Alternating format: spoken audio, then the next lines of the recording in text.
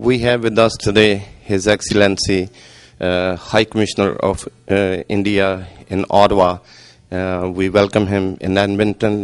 Your Excellency, we are very glad to have you on our TV show today. Well, I'm delighted to be in Edmonton. It's always a pleasure to be here. Since you became High Commissioner in Canada in November 2008, please brief us how India-Canada relations have been since you joined Ottawa office. Well, I must confess that I was lucky to come here at a time when the relationship between India and Canada was taking off, and today I think I can say with great satisfaction that the relationship has not been as good as it is today. It's really a high point in our relationship. So many things have happened over the past few years. We had a very successful visit by Prime Minister Harper to India in 2009. A number of agreements were signed then. Then we had the visit by Prime Minister Manmohan Singh to Canada in 2010. And that was the first visit by an Indian Prime Minister to Canada in 37 years. So that by itself was a very historic moment. That time again, we signed a number of agreements, including the very important civil nuclear agreement. Then last year, we celebrated Year of India in Canada.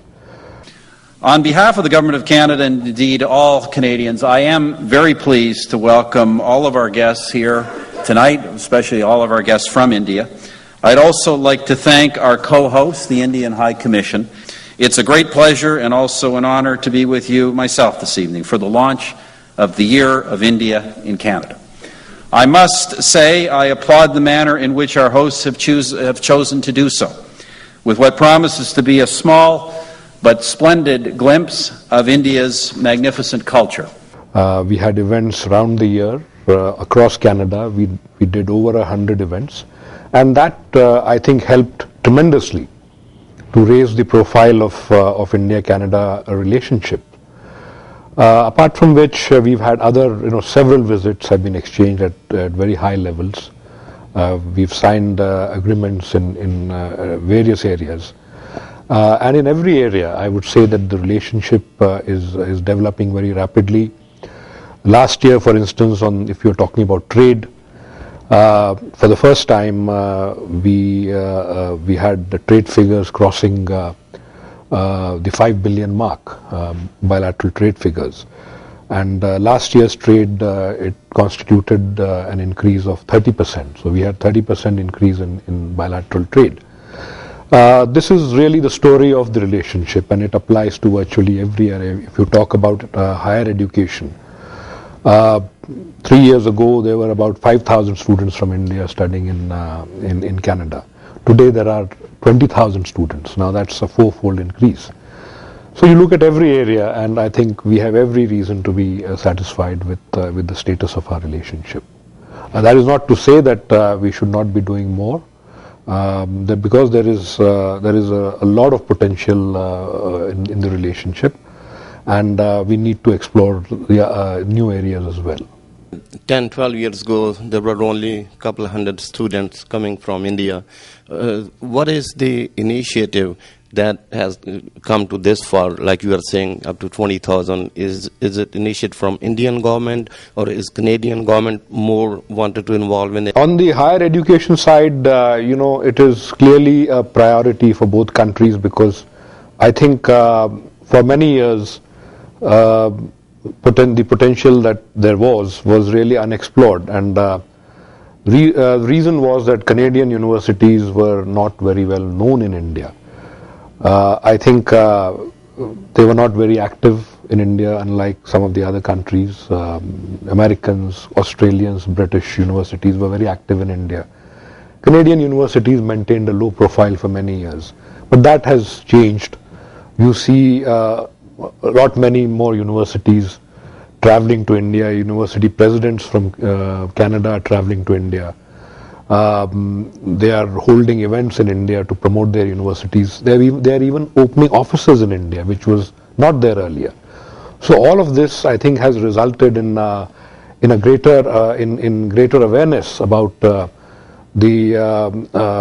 opportunities, the very high quality of education in Canadian universities, the very hospitable conditions in Canada. Canada is a very welcoming place for foreigners, for foreign students. Students who are here from India, they are very happy with the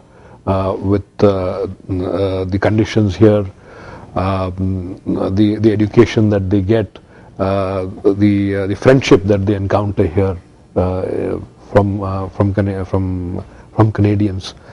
So I think this message is spreading that Canada is a great place to study, and I'm sure that in coming years you will see many more students from India coming into Canada. Edmonton is known as oil capital city of Canada.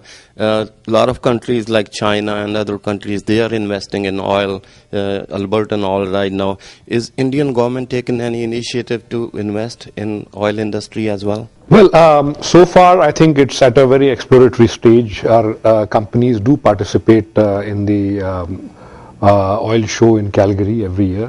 This year also we will have a delegation coming from India. But so far no investments have taken place. Now that is a commercial decision which companies in India, whether they are in the public sector or in the private sector, it's a commercial call which they have to take. And all of that, it depends on the price of oil and the profitability and all those conditions. But yes, we would certainly like to see investments coming in from India into not just oil but other sectors in India, and that's already happening. In fact, Indian investments, according to the information that we have, amount to over $6 billion in Canada, whereas Canadian investments in India are there, but they are much lower. So actually, Indian companies are investing much more in Canada than Canadian companies are investing in India. Since Indians, a lot of NRIs live in North America and Canada, and our show is being watched throughout Canada. What Indian government is doing to initiate that investment from NRIs or from Canadians to invest in our country in India? The conditions in India speak for themselves. It's a land of opportunity. Ever since we opened up the economy in 1991, there will of course be challenges from time to time, but those challenges will be tackled. But essentially, India remains a very attractive country for investment, and certainly, I think as far as the Indo-Canadian community is concerned, we would like to engage them more, and that is already happening. For instance, last year we had, as part of Year of India celebrations, we also had the Pravasi Bharatiya Divas, because every year we celebrate Pravasi Bharatiya Divas in India, but we also do it once in a while outside India. And last year we did it in Toronto, and one of the main areas of focus was business. So we had a very strong business component from India, from the government as well as the private sector, coming in for the Pravasi Bharatiya Divas. And there was a very important business component to the Pravasi Bharatiya Divas, where we had interaction on the business side. So that was an initiative that was taken to engage the Indian business community. Apart from which, we have the ethnic chambers of commerce. We have the Indo-Canadian chambers of commerce in different cities in Canada, and we engage with them very closely. We encourage them to host Indian business missions, to take business missions to India, and that process will continue. And in that entire exercise, I'm sure that the Indo-Canadian community, the business community, will get more engaged with India. Indian people who want to invest in business or start a business in India, but they come back shying away from the system, political system or red tape which is there. Is government doing anything to ease up things a little bit? I can't deny that there are those issues there about red tape and those kind of bureaucratic hurdles that you mentioned. But despite that, India is one of the most attractive destinations for foreign investments. All the Fortune 500 companies, or at least most of them, have come into India, are looking at India with interest. They are making money from their investments. So I really don't see what the problem is. And I think essentially, if there are apprehensions about negotiating the system, then they should look at reliable partners. I think that's important, reliable domestic partners, and then things will be much easier. But the bottom line is that India is an attractive place for investment, and that's why you find so many foreign companies. All the major names are in India. Your Excellency, we have recently formed a press council of Edmonton. It's not only Indians or Punjabis. Our goal is to have other countries, people join us as well.